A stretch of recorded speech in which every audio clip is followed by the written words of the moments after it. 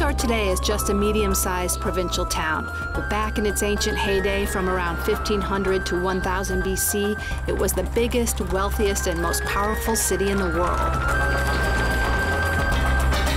At the center of the great city was Luxor Temple. Leading up to it, a grand avenue of sphinxes nearly 2 miles long. Luxor Temple was built over a century or so by a number of different pharaohs, including the famous Tutankhamun. But it was completed, for the most part, by another famous pharaoh, the one who ruled over ancient Egypt's most powerful era, and that is Ramses the Great. Ramses the Great ruled Egypt at the height of its imperial power for 66 years, during which time he erected numerous colossal statues glorifying himself, and built more magnificent monuments than any other pharaoh. It was Ramses the Great who erected the obelisk, which was originally part of a pair. The other one was over there on that base. Unfortunately, in 1832, the French took it, which is a shame for a lot of reasons, including that it wrecked some incredible symmetry. The single obelisk that remains here in Luxor stands 80 feet high and weighs around 250 tons. So that it should last for eternity, it was made from Egypt's toughest granite, quarried in Aswan. As a result, despite thousands of years of being exposed to the elements, its hieroglyphs are incredibly well preserved.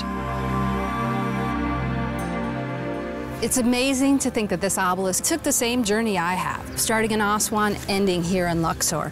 Imagine what it was like all those years ago. 250 tons of granite loaded onto barges, sent downriver, somehow hauled up the riverbank, and then the daunting task of erecting it. Hundreds of people, a lot at stake. Imagine if it had all come crashing down.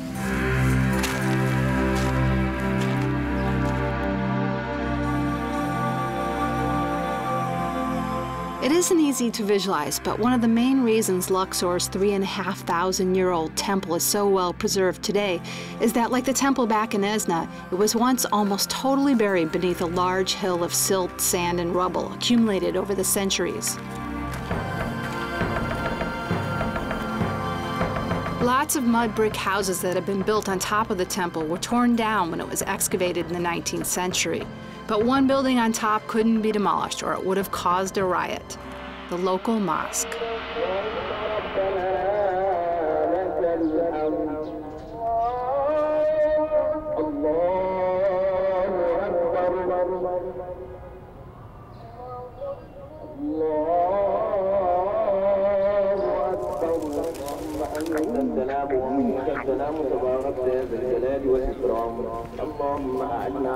Once prayers have ended at the mosque, I head over there myself to take a look around.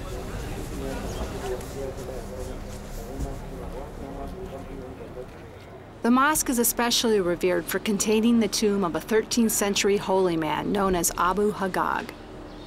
Beside his shrine, I'm met by the mosque's imam. Assalamu alaikum. Assalamu alaikum. How are you? Very good, thank you. Where you come from? The United States. I welcome and have a nice time.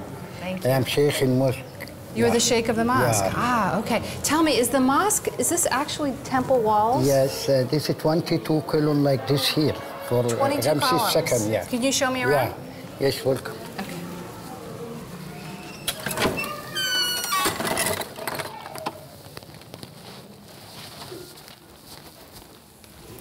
Oh, wow. Look at these temple walls. It's all built together. So this is part of the temple. Yeah. It's beautiful inner courtyard. It's amazing. This is the mosque itself? Yes. Ah. This is the inner prayer area.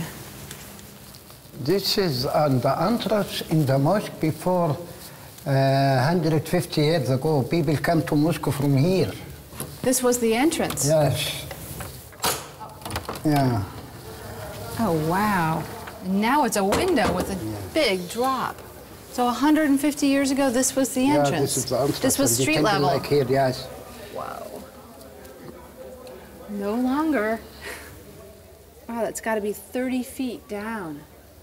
Wow, this really gives you a sense of how old the temple is. Yes, Luxor Temple. Wow.